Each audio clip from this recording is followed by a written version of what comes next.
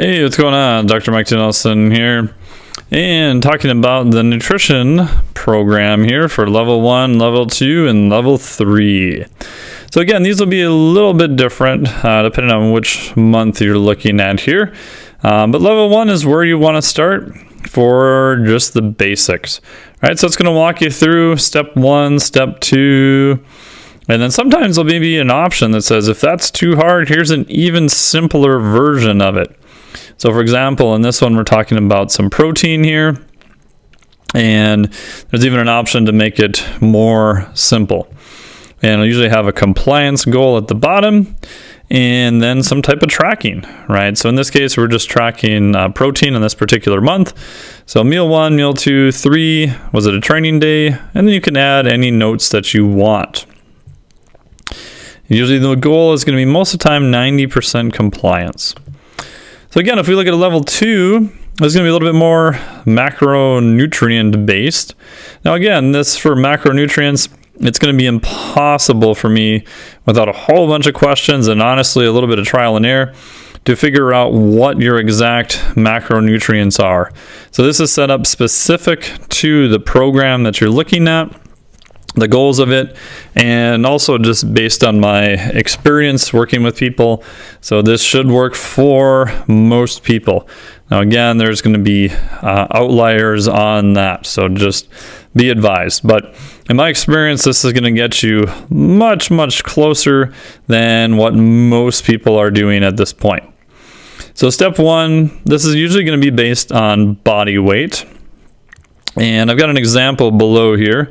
So if you're a 230-pound person, you would enter 230 there, right? So in the top one, if we say, let's say you're 200 pounds, you would enter that, and poof, it fills in everything there for you. So it's pretty awesome, I think.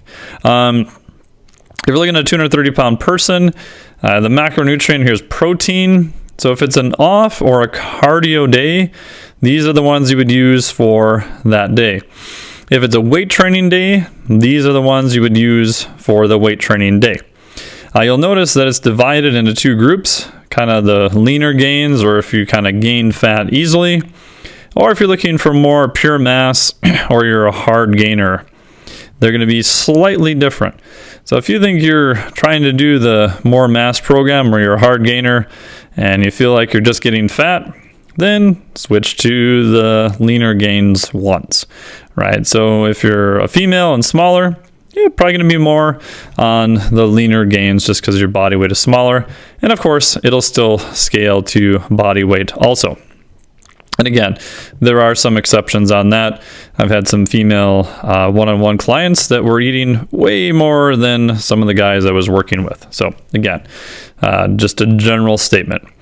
So protein here for our fictitious 230-pound person, about 184 grams. Weight training day is the same. Carbohydrates on the off or cardio day, 138 for grams. And weight training day, 322. Fat 69 and 46. So that's can be pretty low fat.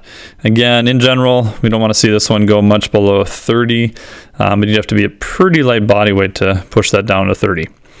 If you're on more of the mass or harder gainer, protein is actually going to be a little bit less, still plenty, but we're trying to make a little bit more room for more protein, or I should say more carbohydrates in this case.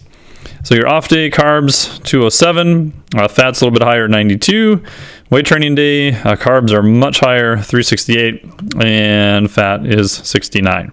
So again, these are general figures. Of course, there's going to be people that are outliers to this, but it's going to get you much closer in my experience than where most people are at.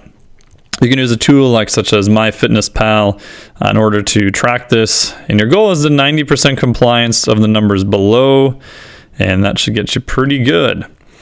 So level 3, using metabolic flexibility, we're sort of kind of supercharging your macros with more timing.